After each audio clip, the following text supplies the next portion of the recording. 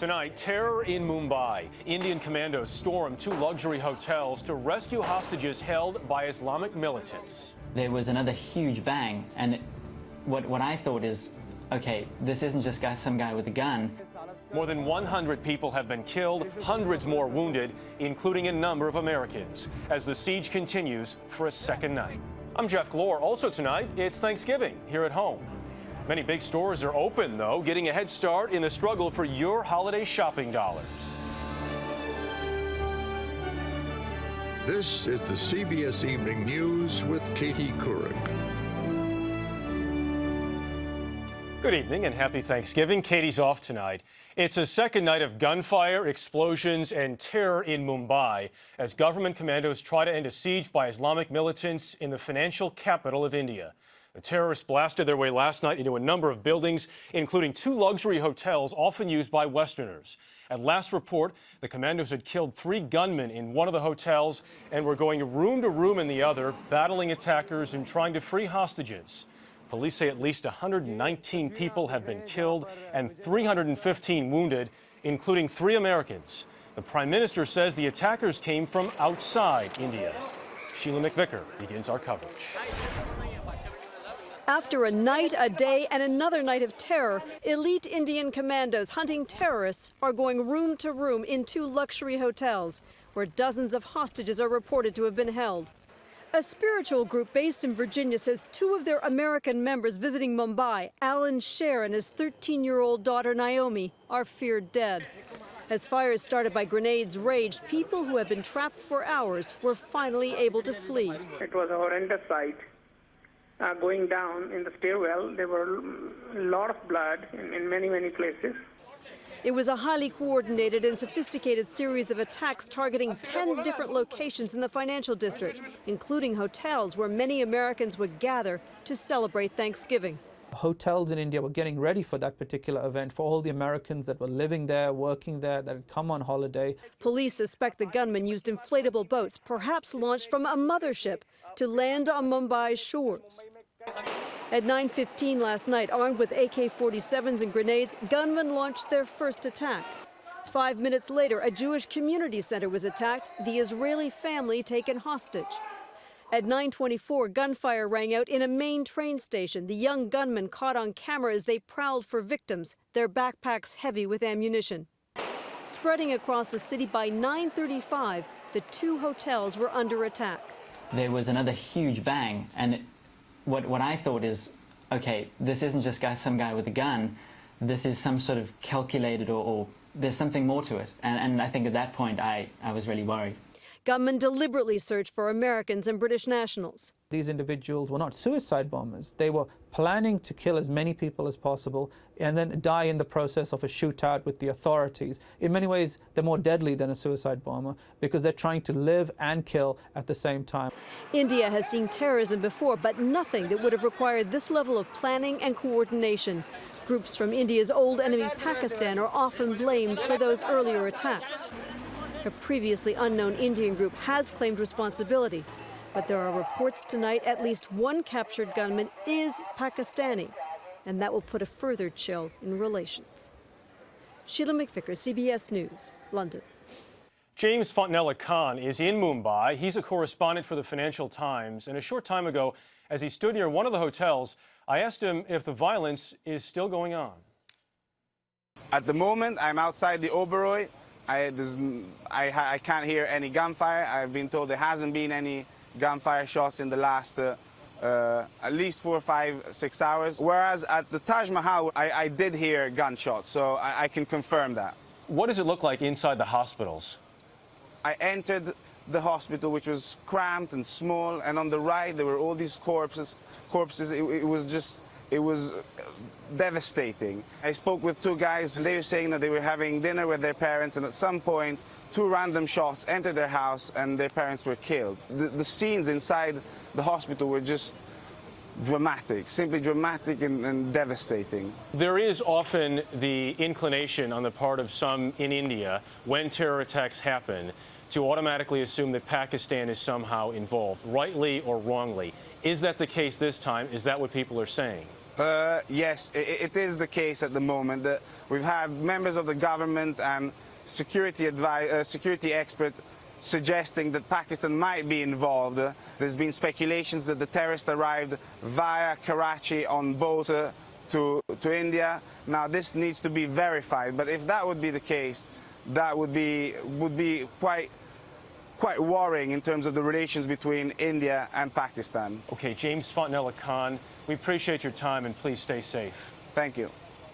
The State Department today urged Americans not to travel to Mumbai for at least the next few days as it tries to account for U.S. citizens. Kimberly Dozier has more now about the two missing Americans we mentioned earlier. They were last seen as gunmen opened fire in a hotel cafe. Alan Schur and his 13-year-old daughter, Naomi, were staying at the Oberoi Hotel when it was stormed. They were part of a spiritual retreat run by the Virginia-based Synchronicity Foundation. We do not know. Yes, they possibly could have been shot. We don't have confirmation of that. Of the group's 25 members, the other 23 have all been accounted for. There was a group of our people in the cafe at the Oberoi when the terrorists arrived, and they, went into the cafe shooting. 4 of the other Synchronicity members with the Schurs, 2 Americans and 2 Canadians, were all hit by a spray of bullets. They include Nashville native Andy Varagona. She was hit in the arm and the leg, but is now out of surgery. Her husband is headed to India to bring her home. They were having dinner at the Oberoi Hotel, and one of the members of her party said, "Do you hear that? I thought I heard gunfire." And they started to run, and as they were running, it's when they were hit. Other Americans under fire across Mumbai include Rabbi Gavriel Holtzberg. He and his wife Rivka were at the ultra-Orthodox Jewish Chabad house when it was attacked. They're still believed to be inside, their condition unknown.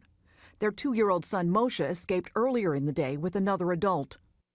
U.S. Embassy officials in India who we spoke to are working frantically with groups like Synchronicity to track down any other missing Americans. Jeff? Kimberly Dozier in Washington. Kimberly, thank you. In Iraq, it's finally down on paper tonight, a security deal that calls for all 150,000 U.S. troops to leave the country by the end of 2011, 8 years after the invasion. And while the deal took many months to hammer out, the vote in Parliament today wasn't even close. Elizabeth Palmer is in Baghdad. It was a fight to the finish. An Iraqi member of parliament struggled to read out the final text of the agreement over the angry chants of opponents, all of them followers of the anti-American cleric Muqtada al-Sadr. When the vote came, it was decisive, with support from all of Iraq's main ethnic groups. The security agreement allows U.S. troops to stay in Iraq for another 3 years, but not on patrol like this. By July of 2009, they'll largely be confined to base while Iraqi security forces take over. Major Brandon Newton and his men work the streets of Dora, a Baghdad neighborhood that not long ago was a battleground controlled by al-Qaeda. Today, though, the Americans can't remember the last attack. When you can't remember the last time something happened, that's usually a good sign. So U.S. forces have been able to switch focus from combat to coaching. Now we're going to pretend that he has a gun on him. Iraqi forces, flush with new skills and confidence, are now keen to take over. But Lieutenant Colonel Kadam, like many, admits he's glad to have backup. In areas where it's necessary, he says, the U.S. forces support us when we ask. That also reassures Iraqi civilians, still learning to trust their new army and police. I will miss them. The Americans never sleep, but the Iraqi. President-elect Obama has promised to pull all combat troops out of Iraq within 16 months. But today's agreement allows some U.S. forces to stay on in a support role. For once, the American and Iraqi political agendas appear to be in sync. Elizabeth Palmer, CBS News, Baghdad. U.S. troops, of course, serving in Iraq can't be home with loved ones, but many had a Thanksgiving meal in style today. They dined on turkey and all the trimmings in a room of one of Saddam Hussein's former palaces, now turned into a mess hall. Here at home, the day after Thanksgiving is the traditional start of the holiday shopping season. This year, with the country in a financial crisis, retailers are projecting the smallest increase in holiday sales in 6 years. So many stores open for business today, trying to get a jump on the competition. Seth Doan went to a Gap store here in New York. if the shoppers come, the Gap will be ready. It's a year in the making. So this is really the finishing touches. We're the end of it. That's it. What you're seeing is the kind of finish line of the whole kind of retail chain here. While Gap's sales are down 8% from a year ago, net income actually rose because the company slashed inventory and closed unprofitable locations, says head of stores Barbara Cook. You know, it's a bit like planning for a very well choreographed play. But they cannot choreograph the customers. This year, Black Friday takes on a whole different dynamic. Marshall Cohen's a retail analyst. The consumer has already seen the retailer blink months ago. And that means that the consumer has the ability to be able to wait as long as they want. You're going to be able to get anything, anywhere, at almost any price. 89% of shoppers plan to spend the same or less than they did last year. Only 11% plan to spend more. So we're going to have our evening sales rally. So on the eve of Black Friday, the sales team gets a pep talk. It's buy one sweater, and what happens? Oh my God. In past years, sale items were positioned near the front to draw customers in. Now they're everywhere. I see you have a sale sign here. Analysts seem to suggest that sales are more important this year than ever before. Customers are really looking for that. I think customers are definitely looking for value. While clothing and toys top the holiday shopping list, electronics and video games are not too far behind. Despite the dismal predictions, Best Buy's Michael Vitelli thinks Black Friday could surprise everyone. There's a part of me, the hopeful part of me, that says this Black Friday is going to be bigger than anyone in recent memory because there's so many people looking for the deals that are available only on that day. That may be what retailers are hoping, but 11% of shoppers have not yet paid off their holiday shopping debt from last year. Jeff? Okay, Seth, and happy Thanksgiving to you. And up next, the spirit of the season put to the test. Can the giving keep up with the growing need for help?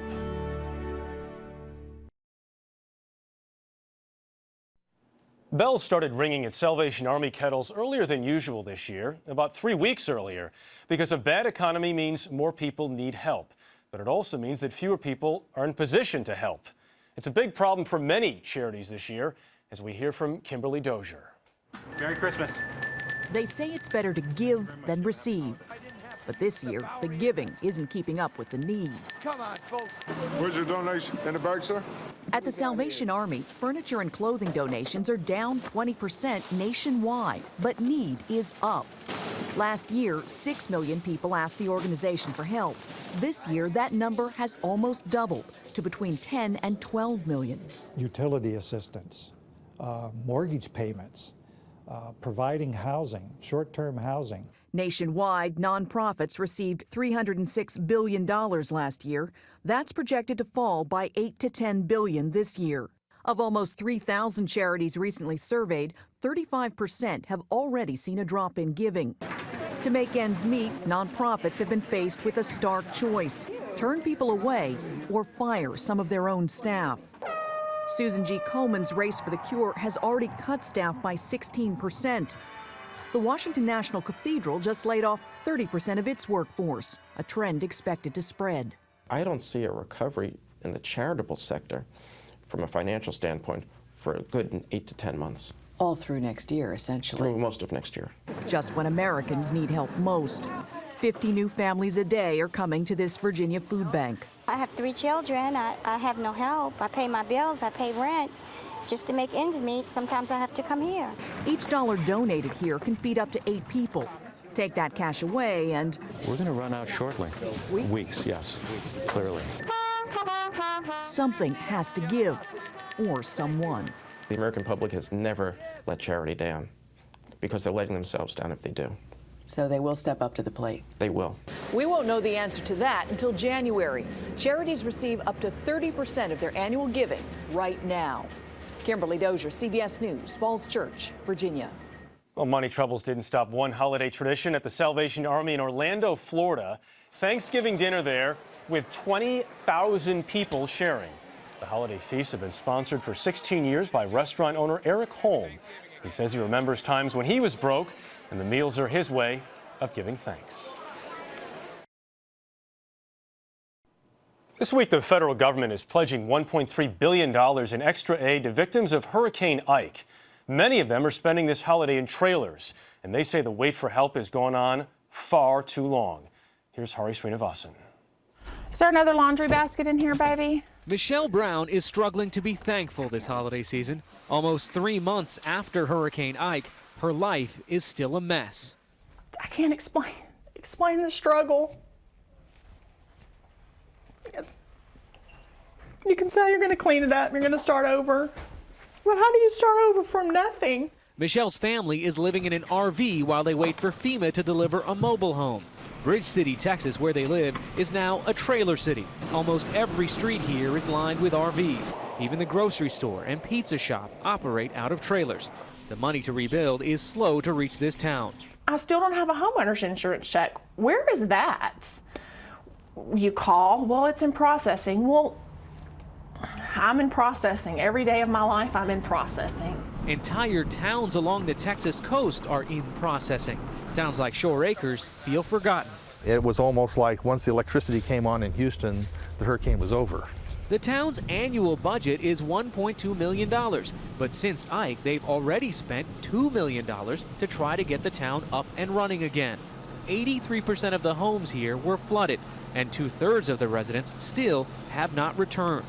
Most residents are still waiting for approvals from insurance companies and FEMA to figure out whether they'll have the money to repair, rebuild, or return. There's a lot of bureaucratic red tape involved in getting assistance. FEMA says housing assistance has already been provided to more than 75,000 families. It takes a year to 18 months to get back in your home and get totally rebuilt and back where you were before. And it's just going to take patience for people to get through this whole process. Michelle Brown is tired of the process. She's losing patience and clinging to hope. Doesn't there always have to be hope? I mean, really, what else do we have? Hari Srinivasan, CBS News, Bridge City, Texas. That is the CBS Evening News. For Katie Couric, I'm Jeff Glor. On this Thanksgiving, we thank you for watching. Good night.